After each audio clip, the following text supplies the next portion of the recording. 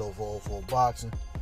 All right, y'all. So I just watched the playback of Boots Ennis one-round destruction of Thomas Dulorme.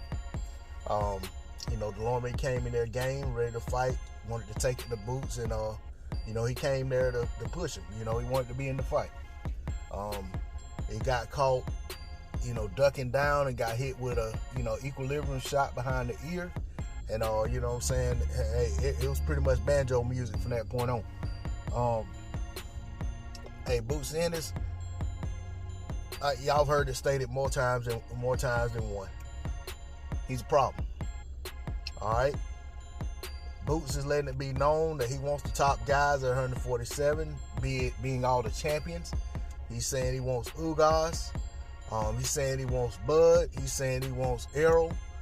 And, the problem there is that unless these guys are in a position to give him a voluntary, odds are he's not going to get that fight. And I'm going to say this too.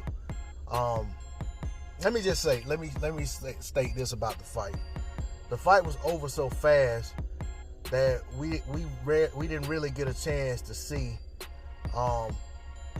as much of Boots Ennis as I'd like to see.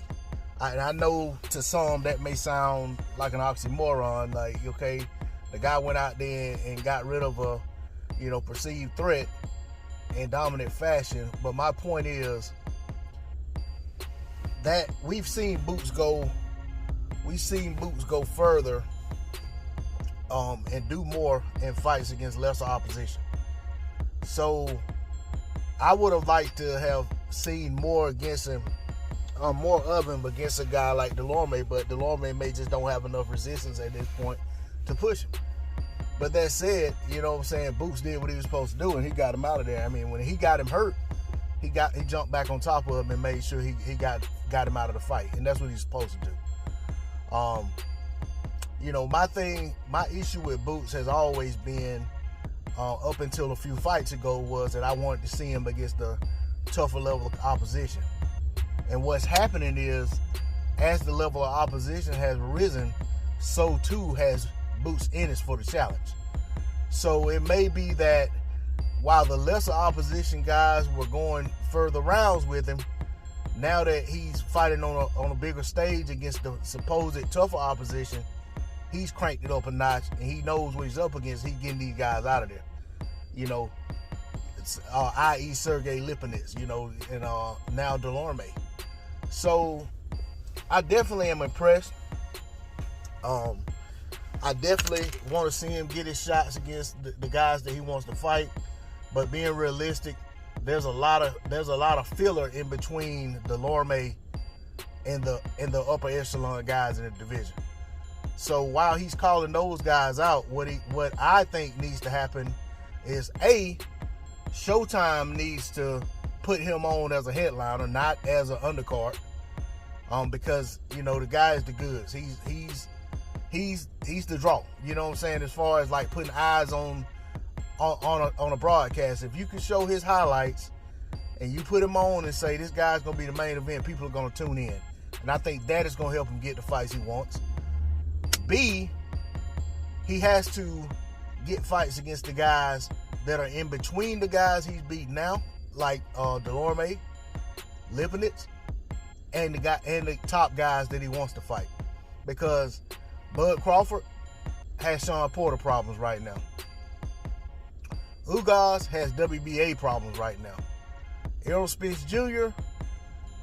is very much probably getting ready to have to fight a mandatory for either the IBF or the WBC. So for me, I feel like, unless Boots puts himself in position, he's probably not going to get those fights. But I want to see Boots stay busy. I want to see him in there with the best guys that he could get, because I feel like you put him in there against the best available guys, we're going to get the best Boots that we can get. And I don't know how many of these guys are going to be able to stand in there with him. I saw the back and forth between him and Blair Cobbs. I have no issue with that fight, even though Cobbs isn't known as being, he doesn't have the reputation of even Lipinets, or doesn't have the name cachet of, the guys that he wants to fight. And even Dulorme is a more known fighter than Blair Cobbs in many circles. But that's not the point. I think Blair Cobbs is a good challenge. I think it's a good fight between young guys. And I like that Blair Cobbs wants to fight, because if you look at Virgil Ortiz, who is supposed to be right there with Boots, and actually is a lot of people consider him a level, as far as his ascension and the level of opposition, a click above Boots, just because they feel like he's fought better people. He has basically said that he has no interest in fighting Boots Ennis. So it's good to see another young fighter saying, that he wants to fight Boots Ennis and he wants to fight him right now. So I feel like if that fight can be made, I have no problem with that. But if one of the top guys is able and willing, although I know most of those guys are trying to fight each other, everybody says they want to be undisputed, from Terrence Crawford to Errol Smith Jr. to Ugas. They're all saying they want to be undisputed. Fighting Boots Ennis isn't gonna get them to undisputed. If he puts himself in a mandatory position, having a defense against him and winning keeps you on the path to undisputed.